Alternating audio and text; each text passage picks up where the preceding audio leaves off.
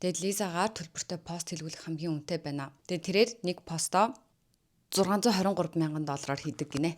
За хөрвүүлсэн чинь ийм болж байна. Jenny брэндүүдтэй хамтрах тоолондоо яг л ингэ нэг хэвийнээрээ байгаад байдгүй. Брэнд болгон дээр уусаж цоошин дүр төрхийг бүтээж тэр брэндээ төгсөлөрхийлж чаддаг шин загваранч тийм гоё биш байна. Үнэхээр фэнүүд нь л авах юм байна л да. Тэнгүүд Blackpink-ийг авчирхад хэдэн доллар болох вэ? Яг хэдэн төгрөг хэрэгтэй юм бэ? Гэж би судалж үзлээ л дээ. Тооцоолол хийсэн чинь ингэ санаанд багтаад байгаа байхгүй юу? Blackpink-ийг авчираад 6 тэрбум ашигтай ажлыг гэх юм бол нэх удалгүй Jenny бас Tyler the Creator-тай ахуулсан зураг бичлэгээ постлсон. За ингээд энэ зурган дээр царайгийн дарц хүмүүс болохоор Jenny Kai 2 мөн гэсэн үг. It's been a long time. Welcome to Ruby-ийн gossip бичлэг. Yay! За би энэ удаагийн gossip бичлэгний эргэн ирэлтээрээ айгүй олон төрлийн мэдээллүүдийг ярихаар бэлдсэн байгаа. Blackpink-тэй холбоотой болзооны зурхлын тухай тэд нэр ер нь тоглолтоос гадна одоо Instagram постороо ч юм уу брэндүүдтэй хамтарч ажиллаад хэдэн долларын цалин авдаг вэ? Тэ одоо юу гэдэг за Blackpink-ээр би одоо энэ ундаагаа сурталчлуулмаар байна. Instagram дээр нэг пост оруулах юмсан. Одоо жишээ нь Лиза хэдэн доллараар пост хийдэм бол гэж бодож сонирхож байгаа хүмүүст зориулсан тэдний үнийн график. Тэгээд хэрвээ Монголд Blackpink-ийг авчрах юм бол хэдэн долларын хэдэн төгрөгийн зардалтай байдаг вэ гэдэг иймэрхүү зүйлүүдийг ярина. Тэг эхэлцгээе.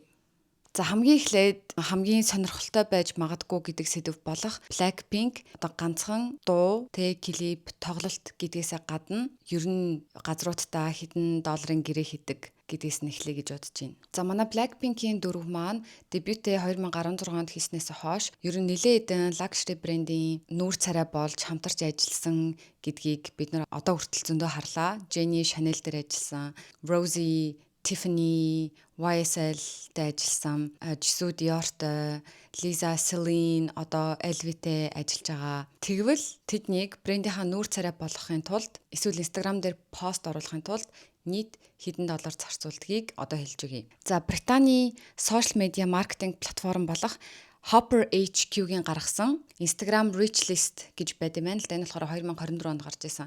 Тэр нь Instagram дээр хамгийн үнэтэй төлбөртэй пост оруулдаг оддын лист гэсэн үг. Тэгээ энэ листний 1-2 дугаар байранд одоо тэрмэр орсон гэхгүй ер нь Blackpink-ийн дөрөв энэ листэнд орцсон явж байгаа. За тэгээ Blackpink-ийн гишүүдээс хамгийн өндөр үнээр хамгийн үнэтэй Instagram-да пост хийдэг тэр гишүүнхэн гэж бодож байна.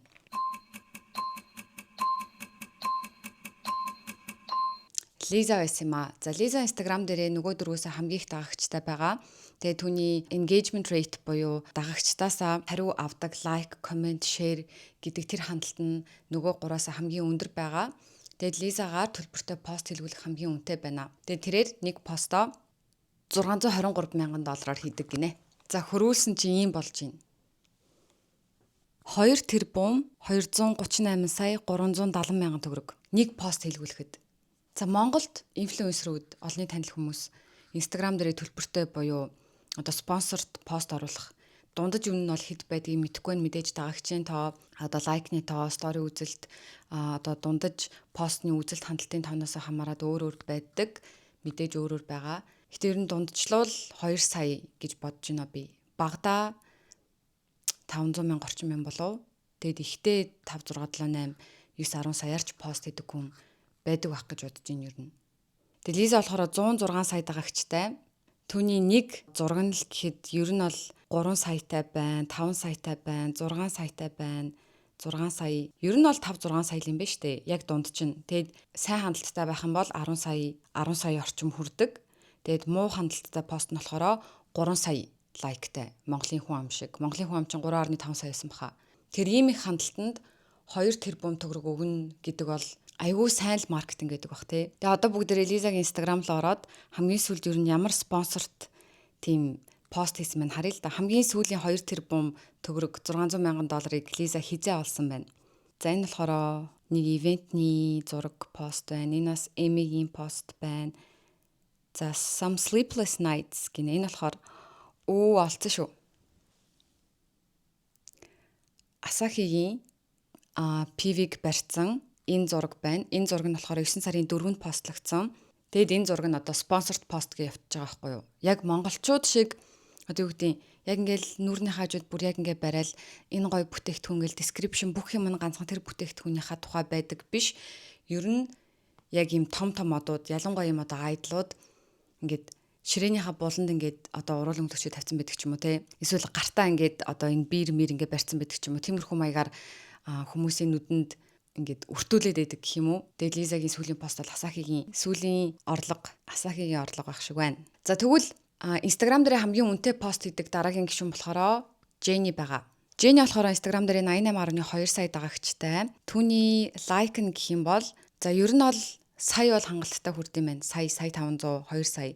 Тэгээд ихтэй байвал 6-7 сая. Тэгээ ер нь дундажлаж үзвэл 2-3 сая юм байна л да. Jenny нэг Instagram постоо $510,000 үнэлдэг байна. 1 тэрбум 832 сая 373,900 төгрөг болд юм байна. Дуунасаа гадна хажуугаар нэм орлого олчихно. За тэгээд Jenny-гийн хамгийн сүүлийн sponsored post болохоор Stanley-тэй хамтарч одоо юм collab гаргаж байгаа штэ. Limited edition аягнууд гаргасан байгаа. Энэ аягныхаа тухай пост байна. Гэхдээ энэ нь яг юм тусдаа төлбөртэй пост биш. Яг хамтын ажлынхаа хүрээнд одоо хийж гүйцэтгэх ёстой ажлууд донд нь орсон байх гэж бодож байна. Тэний дараа Beats-ийн хөвчөө зүүсэн пост нь байна. Яг түрүүний Лиза шиг ингээд санамсаргүй байдлаар оруулж байгаа юм шиг тийм пост байгаа юм болов. Ер нь бол юу юм бэ наа? Яг нөгөө удаа хугацаагаар хамтарч ажиллаж байгаа яг тийм брэндүүдтэй зориулсан тусдаа постууд байна. Одоо Chanel гэдэг ч юм уу те. Яг ийм постн дундаа хальт хавчуулж харуулсан тийм пост бол байхгүй байна. За тэгээ энэ жагсаалтын 3-4 дугаар байранд Jisoo, Rosie хоёр нэг хол ялгаагүй явж гин. Үнийн дүнгийн хувьд гэвэл энэ хоёрын нэг постны үнэлгээ нь $474,000 орчим байна. 1 тэрбум 703 сая 29,860. Rosie болохоор Instagram дээр 84.4 сая дагагчтай. Хандлт нь бас л хамгийн багадаа 1 сая гаруй.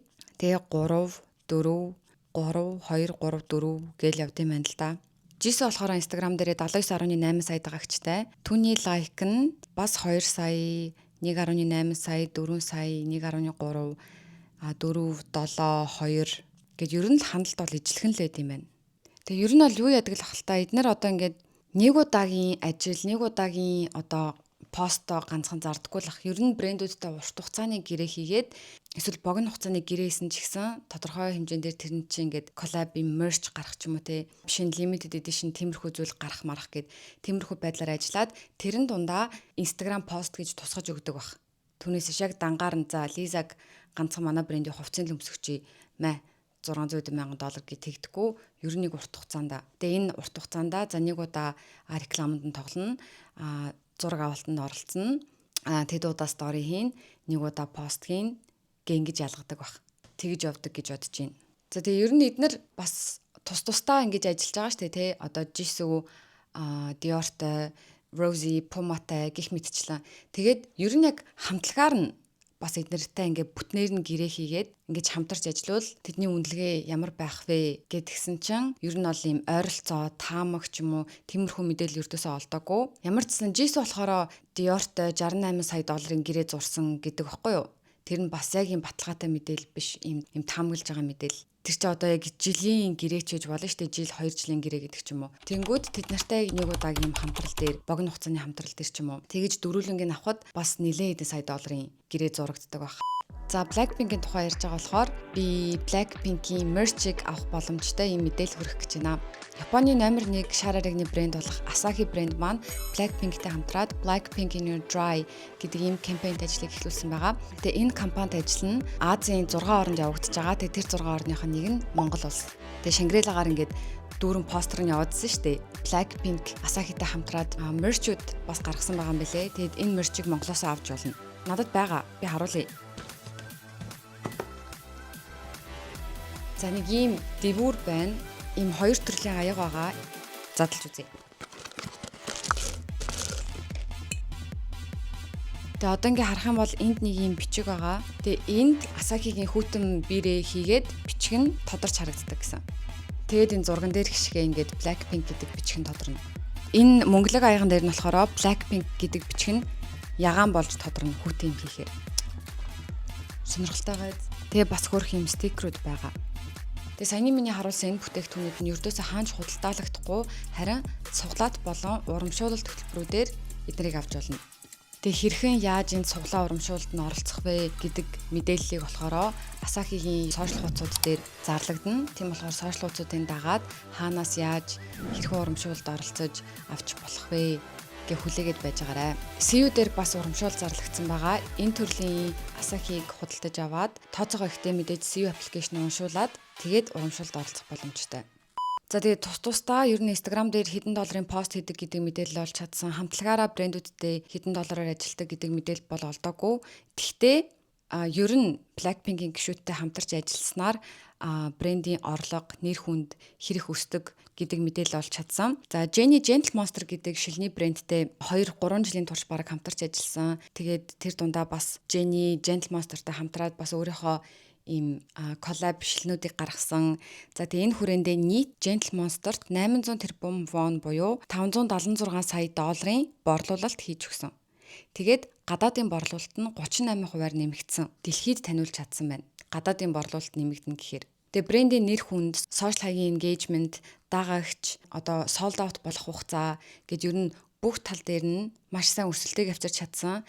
Тэгээд product demand буюу хэрэглэгчдийн авах хүсэл гэх юм уу? Одоо дууссан байгаа үед waitlist-д орох жагсаалт асар их байх тиймэрхүү зүйлүүдээс болоод LVMH Gentle Monster-т 60 тэрбум воны одоо юм хөрөнгө оруулалт оруулсан байдаг. За LVMH гэдэг нь одоо нөгөө Лизагийн найз залуугийнх нь аавын компани шүү дээ.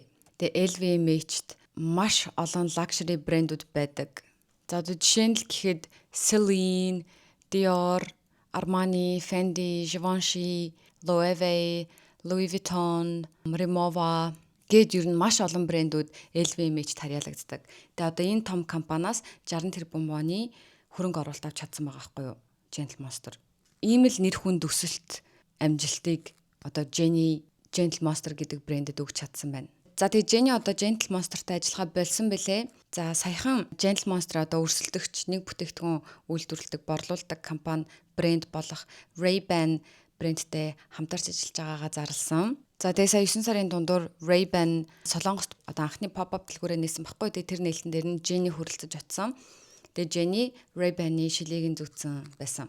Тэгээ энэ нь фэнүүдийн анхаарлыг бүр айгүй их татсан. За хичнээн нэг талаас одоо Jenny Gentle Monster-ийн одоо энэ эра 90 үе дуусаж байгаад харамсаж байгаа хүмүүс зөндөө байсан ч гэсэн яг юм магтан дуулж сайшааж байгаа хүмүүсийн өнцөг болохоор Jenny Ray-Ban-тай хамтрахдаа тэр гаргаж байгаа дүр төрх нь үнэхээр таалагдж байгаа. Одоо тэр нээлтэн дээр нь очсон өмссөн хувцас. Одоо жишээ нь Jenny Gentle Monster-тай хамтрахдаа түүний look илүү юм cute, охинлог, тийм эд шидлэг тийм байсан бол Ray-Ban-тай хамтрахдаа илүү хүчрэхэг, юм bold, юм тод, илүү юм бүсгүйлэг гэх юм уу? Одоо юм зөөлхөн бүсгүйлэг биш яг юм ажил хэрэгч, айгүй юм хүчтэй, юм төс тас ер нь харагдаж байгаа байхгүй. Тэгээ энэ дүр төрх айгүй таалагдж байгаа гинэ. Jenny брэндүүдтэй хамтрах тоолондоо яг л ингээд нэг хэвнэрээ байгаад байдгүй.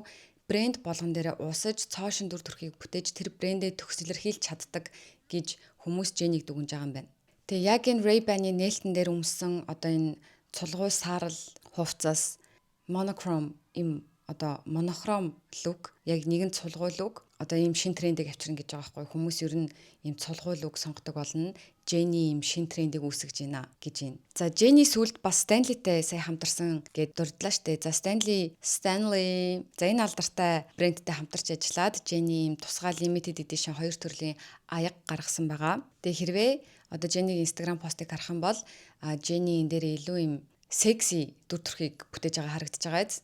Тэгэхээр яг ямар брэндтэй хамтарч байгаасаа шалтгаалж Jenny дүр төрхөө ингээ гоё хослуулж чаддаг тэр брэндтэйгээ. Тэгээд за энэ дээр ийм халуухан hot sexy ийм дүр төрхийг харуулж байна. За тэгсэн чинь энэ хамтрал дээр дуртай гэхээсээ илүү дургүй хүмүүс их байгаа юм байна. За яагаад тэгэхээр одоо Stanley-гийн аягны хэмжээнээс хамаарат 25-аас 45 долларын үнэтэй байд юм байна л да. Тэгээ одоо бидний хамгийн сайн мэддэг одоо энэ төрөл нь хүмүүсийн хамгийн их сонгож хэрэгэлдэг, авч явдаг одоо энэ төрөл нь болохоор 45 доллар гэдэг. Тэгээ хэмжээ нь 1 литр гарангийн хэмжээтэй. 45 долларын юм аяг ба штэ. За алдарт Stanley гэдэг аягийг авахын тулд бид нарт хэдэн төгрөг хэрэгтэй? 162 мянган төгрөгийн аяг юм байна энэ аяг нь. 1 литр гарангийн аяг. За тэгсэн чинь Jenny-тэй хамтарч гаргасан limited edition 2 төрлийн аяг нь болохоор 350 мл буюу 0.3 литр гэсэн үг штэ. Бүтэн литр ч хүрэхгүй, хагас литр ч хүрэхгүй. Энэ аягны үнэ нь $45 байгаа юм байна. 162 мянга. 162 мянгаар литрийн одоо ийм аяг авах уу? Эсвэл Jenny-ийн 300 мл аяг авах уу? За Jenny-тэй хамтарч гаргасан аягны одоо арай том хэмжээтэй нь буюу 800 мл-ийн аяг нь $75 гинэ. Jenny-тэй хамтарч гаргасан том аяг нь Stanley-гийн 1 литрийн аягыг гүйцэх байгаа юм байна штэ хэмжээгээрээ. Тэгсэн чинь үнэ нь бараг даблдаад ороод ирж байна. 75-ыг үрждэг нь $3600-аар утчих $270,000 төгрөг байгаа байхгүй юу? Тэгээ үнийн хувьд бүр арай л хэтэрхий байна. Ямар шуналтай үнэ тавьсан гэх хүмүүс ер нь дургуутж байгаа. Тэгээ яг хүмүүсийн комментиг нь унших юм бол шин загваранч тийм гоё биш байна. Үнэхээр фэнүүд нь л авах юм байна л да. Ориг үннээсээ 2 дахин үнэтэй байна. Ийм загвартай аягыг ийм үнээр авна гэхэд хит үнэтэй байна. Би Jenny-г жүжиглэх үед киног нь үздэг, дуулах үед нь дууг нь сонсдог, тоглолтыг нь үздэг. Одоо би түүнийг олон брэндүүдтэй амжилттай хамтарч ажиллаж байгааг нь хараад түүний хамтарлуудыг нь бас авах болно гэсэн ийм бас комент байна. Jenny л хийж байгаа болохоор тэр аяг нь гоё нуу муухай хамаагүй Jenny дуртай болохоор авна гэдэг ийм төрлийн фэнүүд бас байна. Харин Jenny бүр 1000 айгүй хайртай дуртай байсан ч гэсэн зай гаргаж байгаа юм харъя. Энэ загвар надад үнэхээр таалагдж байна. Үнэхээр үнийн дүндээ worth байж чадж гин үү гэдгийг харж авдаг фэнүүд бас байгаа юм байна. Тэгээ та нар яг аль төрлийн фэн нь вэ?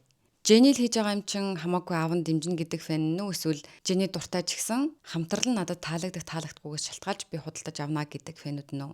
Тэгээ та нарт юу нэг аягны загвар ямар санагдаж байна? Үнний хувьд боломжтой санагдаж байна уу? Эсвэл арай үнэтэй санагдаж байна уу? За Лизагийн хувьд гэвэл өөр шинэ брэндтэй одоо яг хамтарч ажиллаж байгаа юм байхгүй. Яг сүүлийн хугацаанд штэ Louis Vuitton-тай хамтраад бас нэлээдгүй хөөрхөн хугацаа өнгөрцөн. Тэгээ түүний Instagram постыг ажиглаад байхад яг юм одоо Jenny шиг саяхан хамтарсан одоо яг юм шин ярих тийм хамтрал ердөөсөө байхгүй байсан. За LV-тэй гэрээ хийхдээ хэдэн долларын гэрээ хийсэн бэ гэдэг дээр мэдээлэл олдоогүй ч гэсэн Celine брэндтэй Lisa $9 сая гэрээ хийсэн гэдэг ийм мэдээ бас байгаа юм байна. Таамаг яг баттай гэсэн үг биш. За Jisoo-гийн хувьд ч гэсэн ер нь бол адилхан байлээ. Яг сүүлийн үед шинээр хамтарсан юм байхгүй. Dior-тоогоо айгу удаан ажиллаж байгаа. Тэгээ дунд нь Tommy Hilfiger гэдэг брэндтэй бас зөндөө ажиллаж исэн. Тэр ажил нь бас одоо үргэлжилж байгаа юм шиг үлээ. Jisoo болохоор Dior-той $64.8 сая гэрээ зурсан. За Rosie-гийн хувьд гэвэл сүүлд Puma-тай хамтраад хөрхөн хамтралууд гаргацсан байсан. Rosie Puma-тай хэдэн долларын гэрээ хийж байгаа гэдэг таамаг тиймэрхүү юм өртөөсөө олдоогүй. Яг юм хамтрал дээр юу яадаг баха. За тусдаа тэр одоо брэнд төлөөлөгчтэй тэр хүндээ өгөх цалин гэж байгаа. Тэгээ нэмээд борлуулалтын тэдэн хувь гэдэг бас тийм юм байж байгаа ах. За тэдний орлогын хувьд гэвэл нэг иймэрхүү. За одоо тоглолтноосоо хэдэн доллар олдог. Ер нь тоглолт нь хэр их зарлагтай, хэр их орлого олдог, хэр их ашигтай байдаг тухай ярья. За жишээгээр хэлэх юм бол 2022 онд Blackpink тоглолтоо байсан байгаа шүү дээ. Дэлхийн аялын тоглолтоо хийжсэн. Тэр аялын тоглолтынхоо Солонгост хийсэн тоглолтоос дангаар нь $2.2 сая орлого олсон байна. Харин Лос Анжелест хийсэн тоглолтноосоо $15,346,966 орлого олсон байна. Гэхдээ энэ орлого шүү, ашиг биш. Тэгээ эндээсээ зардлаасаа тэгээд ашиг нь гарч ирнэ гэсэн үг. За тэгээд Born Pink тоглолтынхоо үеэр нийт олсон орлого нь $330 сая орлого. Харин эндээсээ ашиг нь $65 сая байгаа. Тэгээ энэ $65 сая за мэдээж манай дөрвөлээ яг юм тэнцүү хувааж авна гэсэн үг биш. Компани хэдэн хувийг авна. Тэгээ Blackpink-ийн гишүүд хэдэн хувийг авна. Гээд одоо гэрээнийхаа заалтын дагуу энэ мөнгийг хурааж авна гэсэн үг. Тэгэхээр хүнд ер нь $5-6 сая одоо нэг бүтэн аялын тоглолтоос олж байгаа гэдэг ийм тооцоолол байсан. Тэгээ хүний за $6 сая бодъё л доо. Нэг жил үргэлжилдэг аялын тоглолтноосоо манай дөрөв тус бүрдээ 21 тэрбум төгрөг олдог байх нэ. Вау. Тэгэд би за юм том артистууд дэлхийн аялын тоглолтоо яаж зохион байгуулдаг вэ гэж бодож үзсэн байхгүй. Тэгээд ийм хоёр сонголт байсан. Яг алингээр нь ажилт юм бол гээд нэгт нь болохоор үнэхээр өөртөө бүх юма даадаг. За тийшээ явах нислэгийн мөнгийг бид нар даана. Тэр улсад хийх энэ тоглолтын тайзтэй тэр аренагийн түрээсийг бид нар төлнө. За тэнд очиод тайзны цэлтийг бид нар өөртөө хийн зардлаа өөртөө гаргана. Бла бла бла.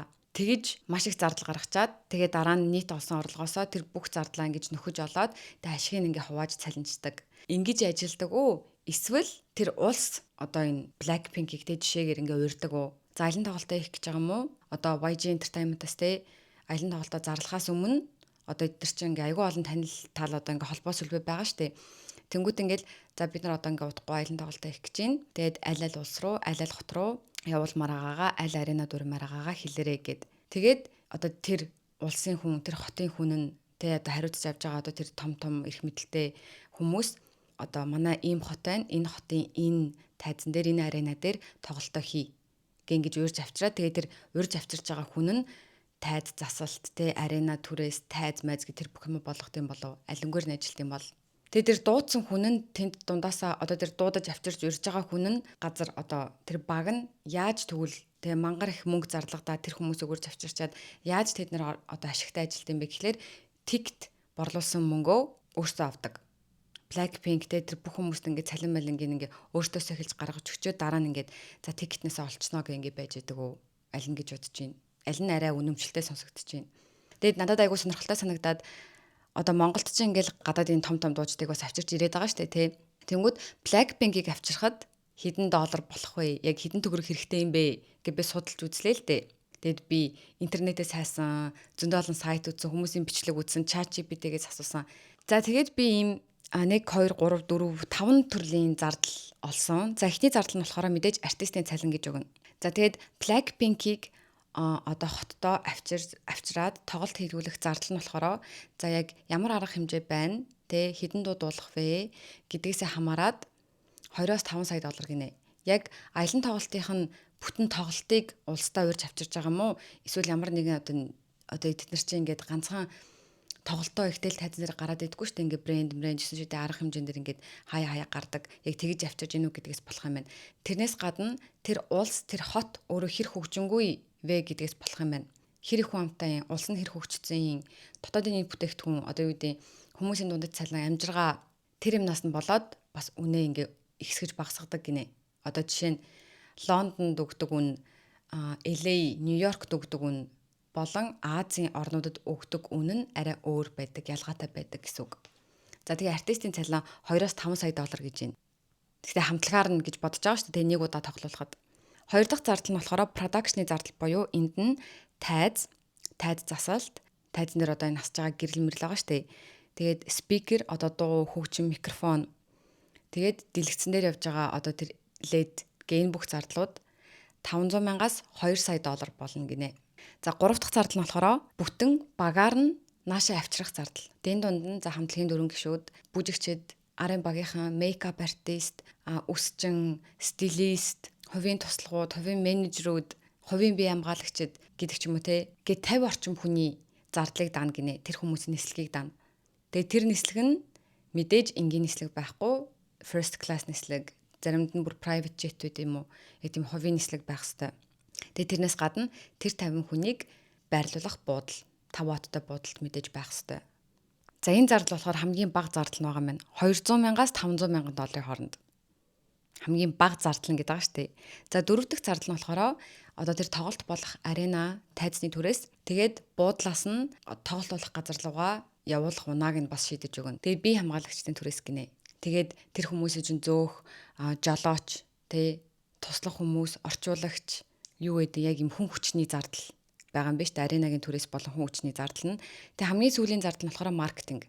За Blackpink ирэх гэж гин гээд одоо телевизээр, сошиал медиагаар тэг хүмүүсээр ингэж цацуулах, мэдүүлэх нь маркетингийн ажиллагаа. Тэгээ энэ мэдээж хэр том маркетинг хийн гэдгээсээ болно. Тэгээд бас тухайн улсын одоо өртөг интерес нь бас болж байгаа. Тэгээ энийг нь болохоор 100-аас 500 мянган доллар. За тэгээд тэгсэн чинь нийтдээ 5 сая доллар гэж гарч ирж байгаа байхгүй юу? Тэгээ 5 сая доллар чинь Монгол мөнгөөр шилжүүлэхээр 18 тэрбум төгрөг болж байгаа. 18 тэрбум төгрөгийн зардал гаргаад Blackpink-ийг авчрах боломжтой юу? Тэгэд энэ 18 тэрбумынхаа зардлыг нөхөн дээрээс нь ашигтай ажиллах боломжтой юу гэдэг ийм судалгаа хийсэн чинь за ядаж 4 тэрбумын ашиг олох гэж үзээ л та тий. Тэгвэл 24 тэрбум орлого олох ёстой гэсэн үг шүү дээ. 24 тэрбумыг одоо тикетнээсээ л олно гэж бодно шүү дээ. За тэгсэн чинь яг одоо цэнгэлдэх Step Arena одоо юу гэдгийг тоглолт болдог газрууд Step Arena л ер нь хамгийн том билгүүд те. Хэдэн хүнээр дүрдیں۔ 40 мянга хүрэх болов. За 40 мянга, за болоо 30 мянгаар бодъё л доо. Тэгэхээр бид нар 24 тэрбум долларын юу бисээ 24 гэснү 22 гэснү. За 6 тэрбумын ашигтай ажиллая гэд 24 тэрбумаар бодчихъя. 24 тэрбумыг хуваах нь 30 мянган хүний тикетээр хуваах гэдэг байгаа шүү дээ. Нэг тикет 800 мянган төгрөг байгаад бүх тикет борлуулагдаж дуусах юм бол Blackpink-ийг авчирсан зардлаа нөхөөд дээрээс нь 6 тэрбумын ашигтай ажиллаж болох юм байна. Blackpink-ийн тоглолтыг үзэхийн тулд 800 мянган төгрөг төлөх үү? Хэрэв үнэхээр реалистикаар бодвол Blackpink-ийн тоглолтыг үзэхэд бид яг үнэндээ хэдийг зарцуулах юм. Хамгийн ойрхон улс руу аялна те. За Тайланд руу, Бангкок, өөр Хонконг хаана өөр тоглолтоо хийжилаа, Тайпейд хийжилөө. Тэр улс руу аялах зардал, тэр очиж байрлах байр буудлын мөнгө гэ тэгвэл 800 мянган айгүй дажгүй үн сонсогдож байгаа. Яг тэгэж харьцуулах юм бол. Тэгтээ мэдээж 800 мянгаар нэг хүний тикет борлуулахгүй. Тикет чинь дотор олон янз байна. General admission, fan zone, VIP гэдэг ч юм уу те.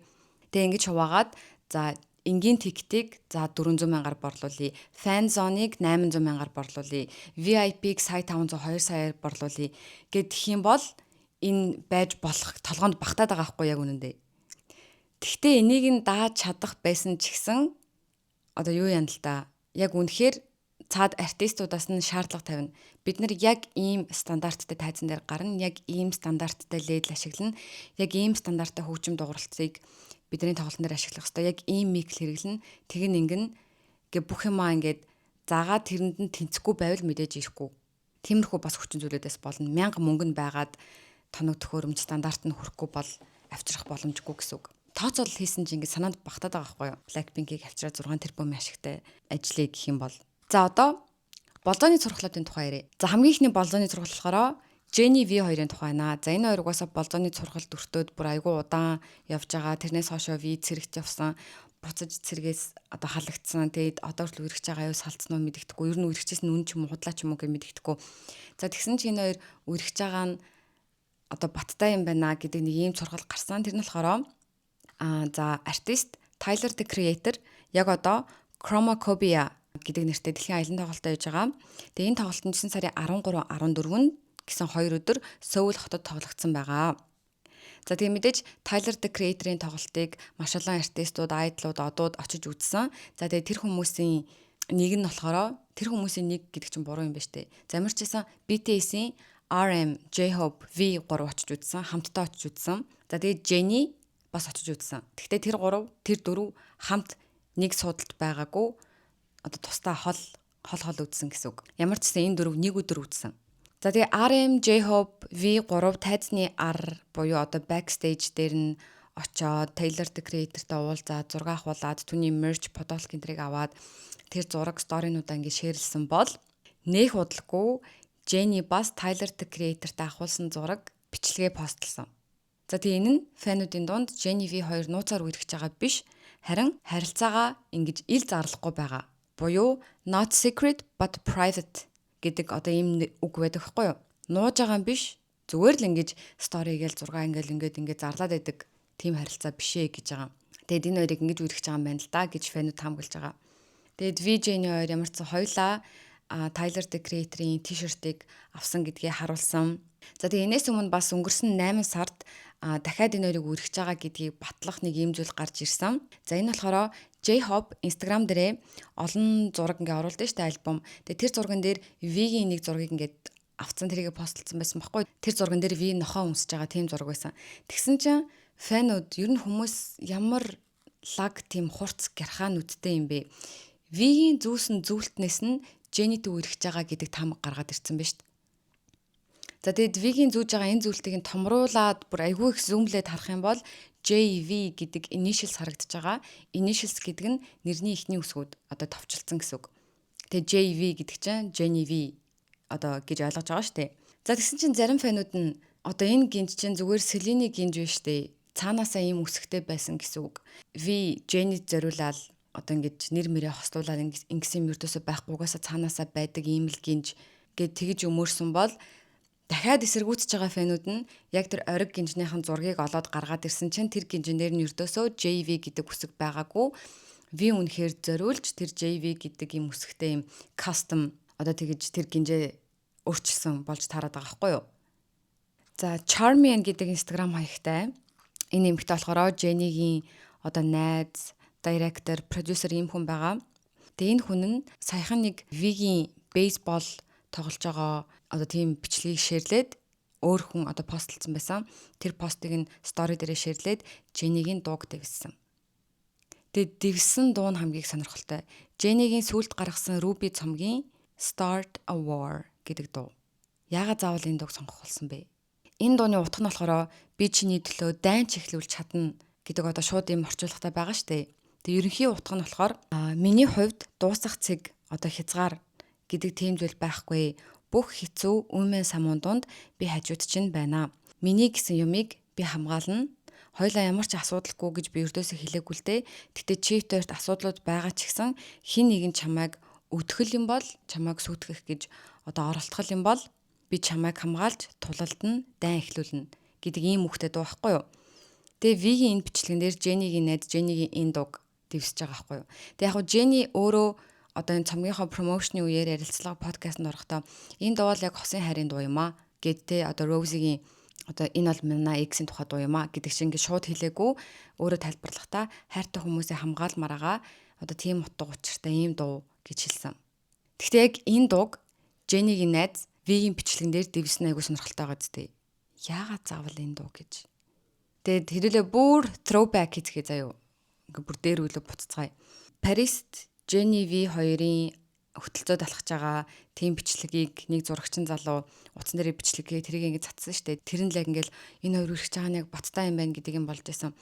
Тэдсэн чинь зарим тал нь болохоор наад хүмүүс зүрдөөсөө Jenny V 2 биш наа чинь Jenny V 2-ын косплеерүүд угаасаа малдартай хоёр хүн байдیں۔ Худлаа одоо ингэж цуурхал үсгдэг, ховжив тараадаг Jenny V 2 шиг ингээ сошиал медиа дээр жүжиглдэг гэл тэгжсэн чинь Jenny хэдэн сарын дараа одоо тэр хил амны нилээдэн сарын дараа Instagram дээрээ яг тэр алхаж явах үедээ өмсчээсэн хувцастай зураг постлсон Парист гээд. Яг л наалхажсэн хүн чинь би мөн байсан юм аа гэж байгаа юм шиг. Тэгээд бүр сонирхолтой юм нь Jenny Chanel-ийн нэг Get Ready With Me оролцож байгаа үедээ хөтлөгч нэг гэж сууж байгаа байхгүй Парист одоо чиний хийх хамгийн дуртай юм чи юу вэ гэсэн чинь Jenny ингэж хэлдэг Walking by the Seine гэж хэлдэг. What's your favorite things to do in Paris? Walking by the Seine. Seine гэх юм бол би бас яг зөв юу гэж унших мэдэхгүй байна. Ямар ч энэ хэсэг нь болохоор яг тэр Jenny V 2 алхаж исэн. Тэр хэсгийг хэлдэг юм байна. Тэгээ тэргээр алхах хамгийн дуртай гэж байгаа байхгүй. Тэгээ тэргээр V-тэй алхаж исэн. За тэгсэн чинь одоо бүр айгүй сонирхолтой юм болоод байгаа. За энэ мэдээг би өчигдөр суужгаад бэлдсэн. Тэгээд уржигдөр шүн энэ бичлэг TikTok дээр Instagram дээр бүр ингээл амар их хандлттай болсон. Энэ бичлэг нь болохоор Jenny Kai 2-ын бичлэг. За Jenny Kai 2 буцаад нийлсэн гэж байгаа. За энэ хоёр 2018 оны сүүлээр хамт машинд суух гэж байгаа зургийг Dispatch одоо авцсан. Тэгээд тэр зургаа цацаад тэгээд энэ хоёр үргэж байгаа гэдгийг хоёр талын entertainment агентлагаас нэгээ батлаад тэгээд энэ хоёр 2018 оны 10 сараас үерхэд тэгээд 2019 оны 1 сар за энэ хоёр салсан завгүй цагийн үеэр болоод ингэ салсан гэд ингэж байгаа штэ ингээ 3 сар үргэлжсэн. Тэгсэн чинь 2019 онд салсан гэхэр чи одоо 2025 он 6 жилийн дараа эргэж нийлж байгаа гэдэг байгаа байхгүй хүмүүс.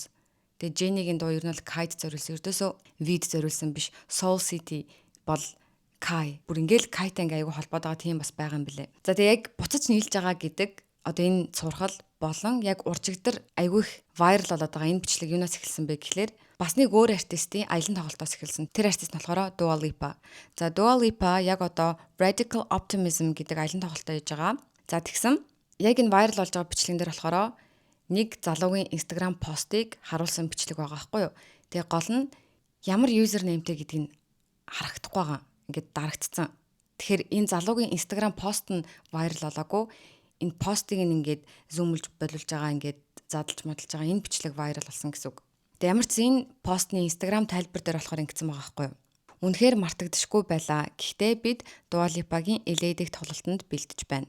Тэгээд ийм тайлбартай пост байсан. Тэгээ айгүй олон зурагтай. Тэгээд зургнуудыг гүйлэх юм бол ингээд тайзны ар зохион байгуулалтын баг тэгэл ингээд толны селфи мэлфи гэх тиймэрхүү зургнууд байгаа.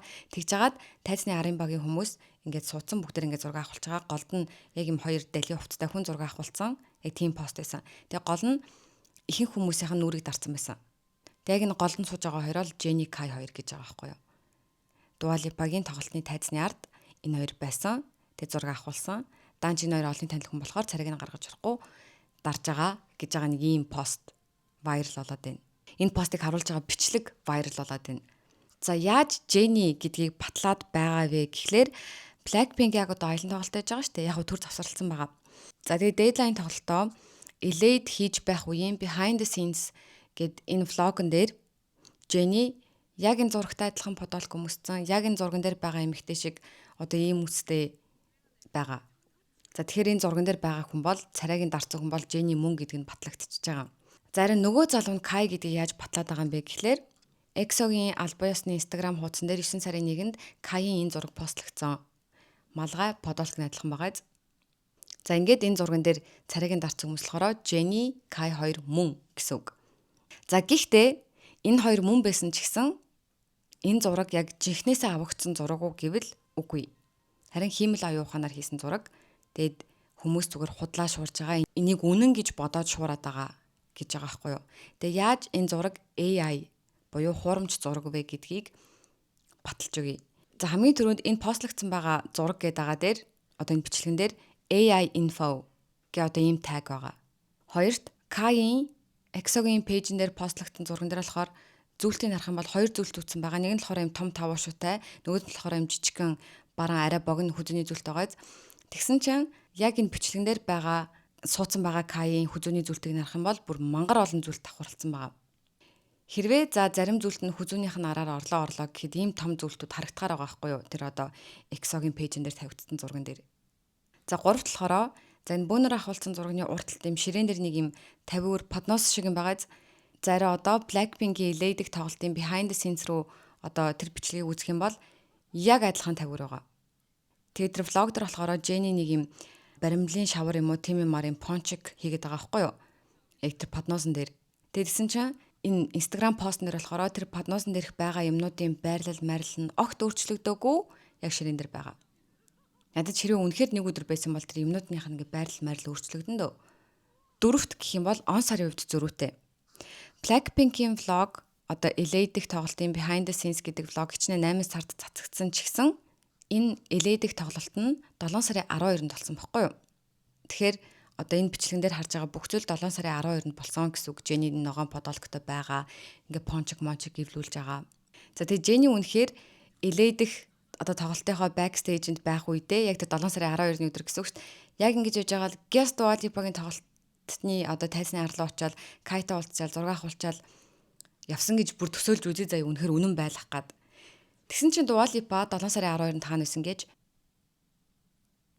Тэр Jenny яагаад ч нэг өдөр хоёр өөр улсад байх боломжгүй. Тэгэхээр Jenny Kai хоёр Dua Lipa-гийн тоглолтын тайзны ард байсан эргээд нийлсэн гэдэг одоо энэ гарч байгаа viral мэдээ бол худлаа болчихж байгаа маа. За. Тэгээд цуглуулсан мэдээ сонирхолтой байж чадсан уу? Би айгүй яг ингээд бэлэн болсон зүйлүүдийг ярихаас гадна за энэ дээр дахиад сонирхолтой юм юу нэмж болох уу гэж бодож байгаад хэрвээ Blackpink-ийг Монголд авчруул гэдэг нэг юм hypothetical иймэрхүү бас зүйл хавчуулж яривал гоё юм биш үү? Сонирхолтой байж магадгүй юм биш үү гэж бодлоо. Тэгээд тэр нь таалагдсан уу? За тэгээд дараагийнхаа бичлэгээр уулзцгаая. Bye. Миний дэвгүр ханаа. Blackpink super dry. Blackpink in your dry. Асахи гэхдээ гоё юм бэл шүү дээ. Би ууж үзсэн. Аманд дараа нь амтагдаад байдгүй юм бэл. Хамгийн гоё юм тэр. Ердөөсөө аманд ингээд муухай пивний амт үлддэггүй. Балгах үедээ амтагдчихаал тэгэл байхгүй болчихно. Ердөөсөө пив уугаагүй юм шиг. За bye.